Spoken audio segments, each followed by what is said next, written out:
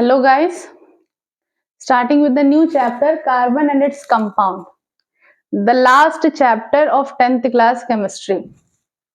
We are starting this chapter as you all know that your board exams are going to be from Feb, and this is the most difficult chapter of the whole chemistry. So I'm going to start this chapter today. So it will be helpful for everyone.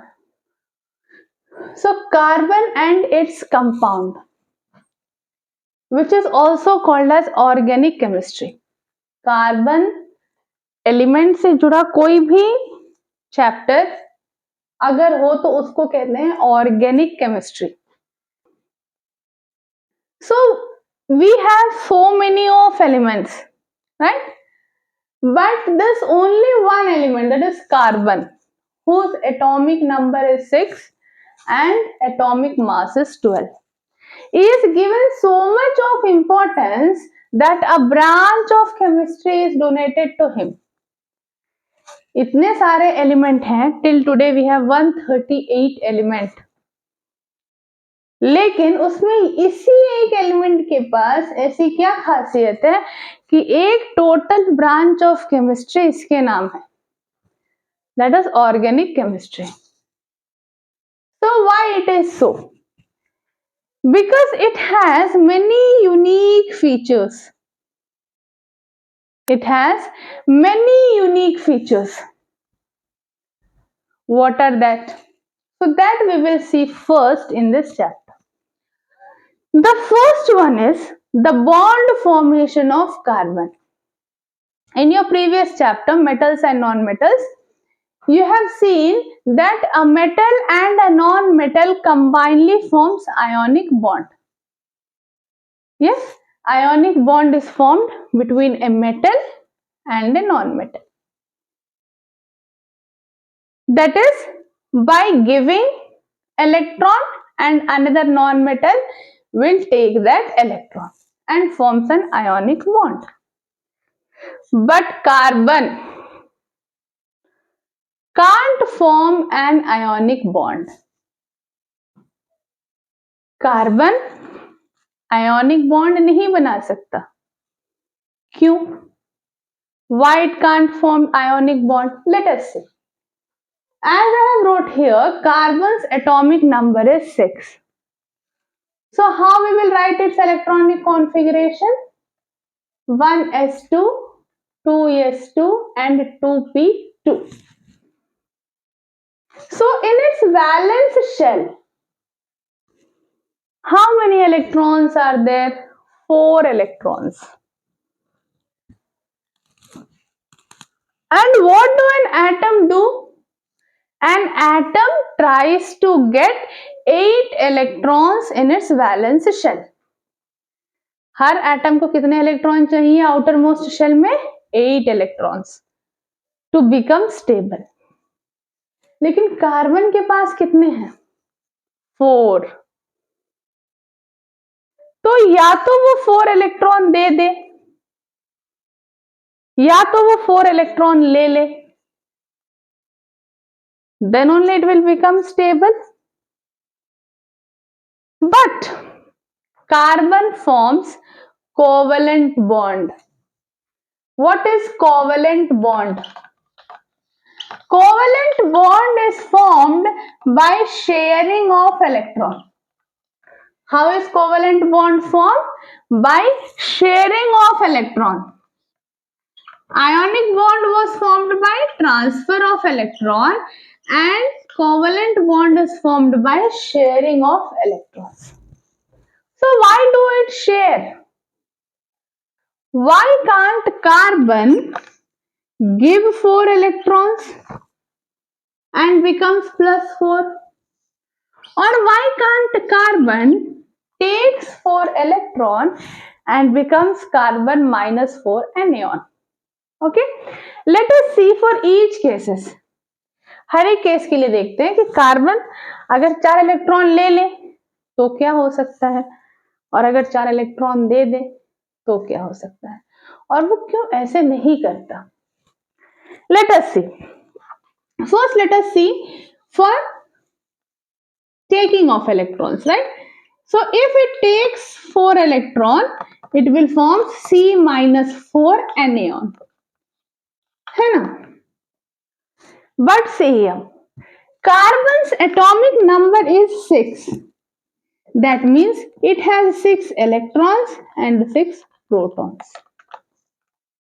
If it take 4 electron, कहीं से उसने 4 electron ले लिया, तब उसके पास कितने electrons हो जाएंगे? 10 electrons. But it is still having only 6 protons. Where is proton present? Proton is present in the center of the atom. तो सेंटर ऑफ द एटम में 6 प्रोटॉन है और इसके शेल में अगर ये 4 इलेक्ट्रॉन ले लेता है तब कितने हो जाएंगे? 10 इलेक्ट्रॉन्स, राइट? सो ये न्यूक्लियस में प्रोटॉन जो प्रेजेंट होता है, what does it do? It holds the electron towards itself. ये इलेक्ट्रॉन को अपनी तरफ अट्रैक्ट करके रखता है.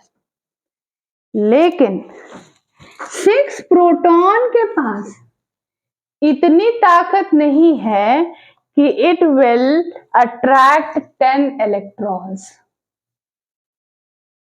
6 protons can't hold 10 electrons.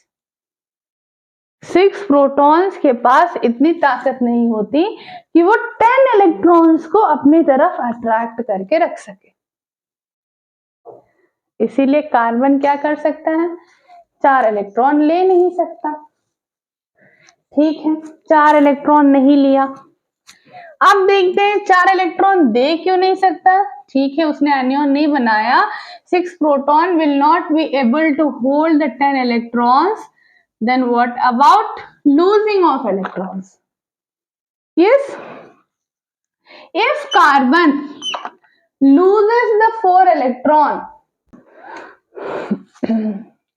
तो 4 electron, suppose a carbon gives 4 electron, then what it becomes? C plus 4 cation. Na? But it will not do that also. Why? Let us. As we all know, in the center nucleus is present and electrons revolve around them. Here 2 electrons are present, 1s2, and in the second one 4 electrons are present. अब अगर ये चाहे कि मुझे ये चारों electron किसी को देना है, that means it has to lose all the 4 electrons from the second shell. लेकिन ऐसा नहीं होता कि चारों इलेक्ट्रॉन को आप एक ही साथ निकाल लेंगे. This is not done. One electron is removed. So suppose this electron has been removed. Okay? तो ऐसे ही नहीं रिमूव हो जाते हैं. The minimum amount of energy that is required to remove an electron from its outermost shell. किसी element के outermost shell से electron निकालने के लिए कुछ एनर्जी लगती है, and that energy is called ionization energy.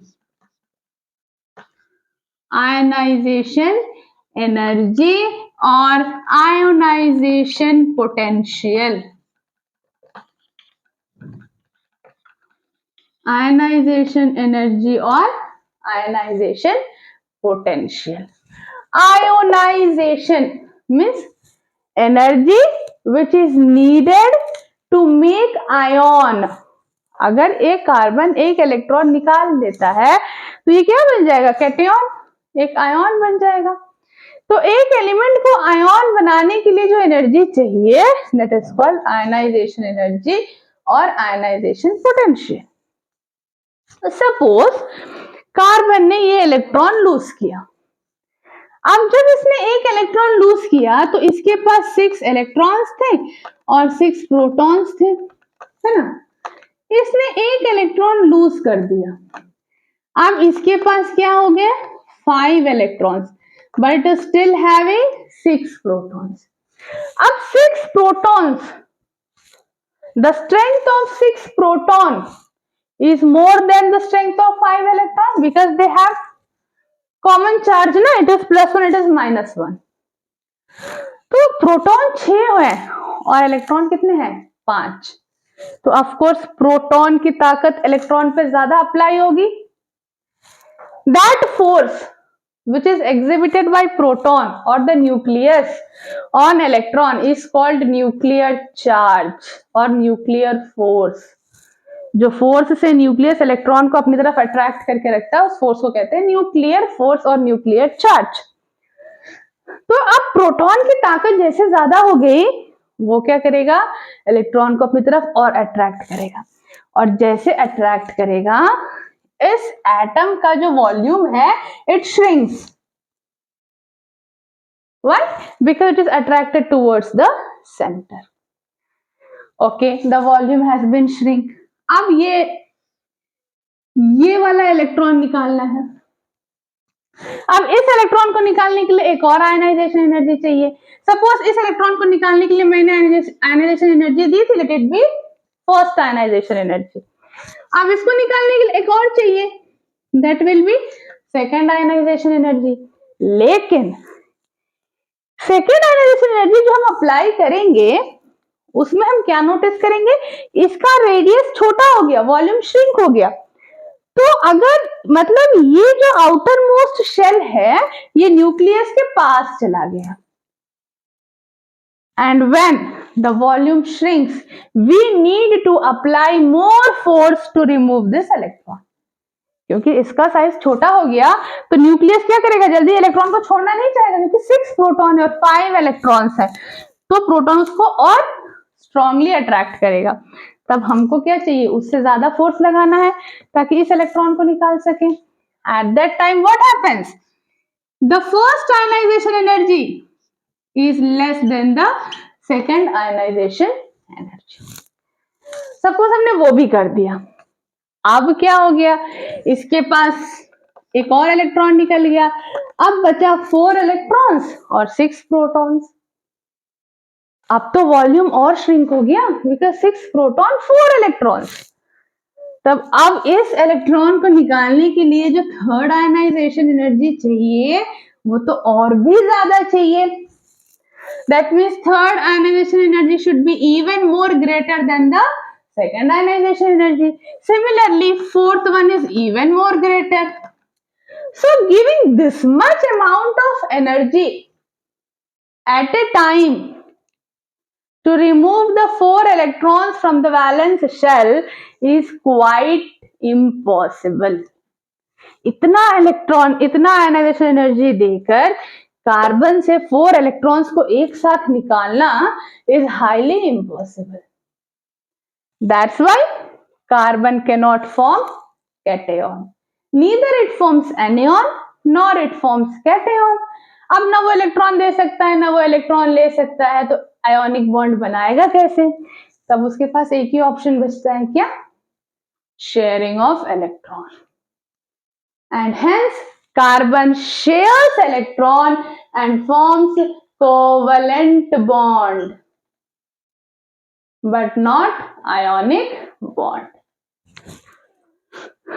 Clear?